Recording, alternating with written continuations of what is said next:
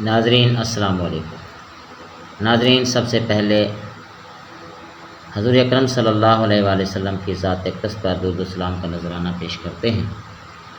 الصلاۃ والسلام علیک یا رسول اللہ، الصلاۃ والسلام علیک یا حبیب اللہ، الصلاۃ والسلام علیک یا نبی اللہ، الصلاۃ والسلام علیک یا نور اللہ۔ ناظرین، آج کی اس ویڈیو میں ہم برصغیر پاک و ہند میں ہونے والے میٹرک کے پہلے امتحان کی کچھ معلومات اور کچھ اساتذہ کے ادب کے حوالے سے باتیں ڈسکس کریں گے، تو یہ ویڈیو آپ شروع سے لے کر آخر تک دیکھیں۔ انشاءاللہ آپ کو بہت سے معلومات بھی آپ کو حاصل ہوں گی اور ادب کے حوالے سے بھی آپ کو بہت ساری چیزیں ملیں گی۔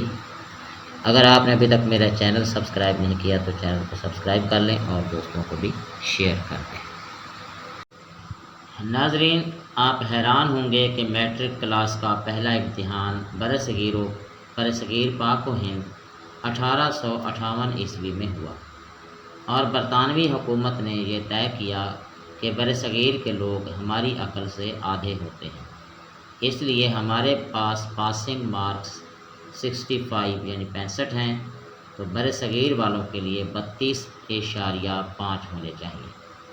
2 سال بعد 1860 عیسوی میں اساتذہ کی آسانی کے لیے پاسنگ مارکس 33 کر دیے گئے یعنی 33، اور ہم تاحال بھی ان ہی 33 نمبروں سے اپنے بچوں کی ذہانت کو تلاش کرنے میں مصروف ہیں۔ جاپان کی مثال لے لیں، تیسری جماعت تک بچوں کو ایک ہی مضمون سکھایا جاتا ہے اور وہ اخلاقیات اور آداب ہیں۔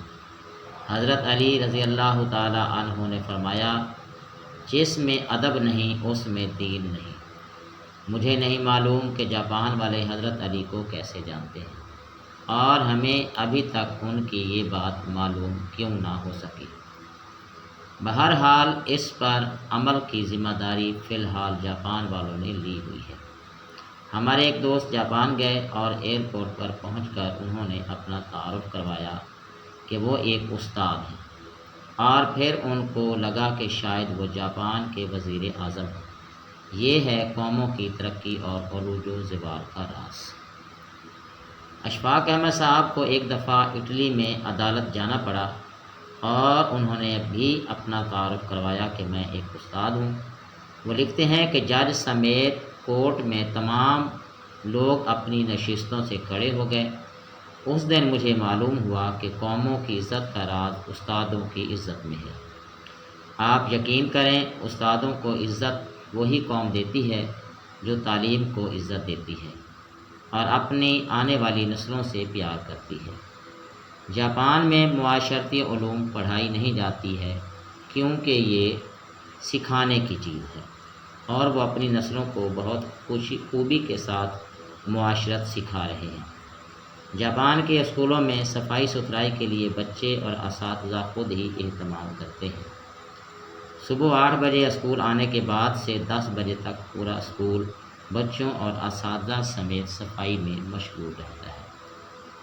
تو ناظرین، آپ نے دیکھا کہ جو قومیں ترقی کرتی ہیں ان کی ترقی میں جو چیزیں وجہ بنتی ہیں ان میں ایک وجہ جو ہے وہ اساتذہ کا ادب بھی ہے۔ جو قومیں اپنے اساتذہ کا ادب کرتی ہیں وہ ترقی کی منازل طے کرتی ہیں۔ بدقسمتی سے جن ممالک میں اساتذہ کا ادب و احترام نہیں ہوتا وہ زوال پذیر ہو جاتا ہے۔ یہ تھی ناظرین آج کی ہماری ویڈیو۔ امید ہے کہ آپ کو یہ معلوماتی ویڈیو پسند آئی ہوگی۔ اگلی ویڈیو تک کے لیے اجازت دیجیے۔ السلام علیکم۔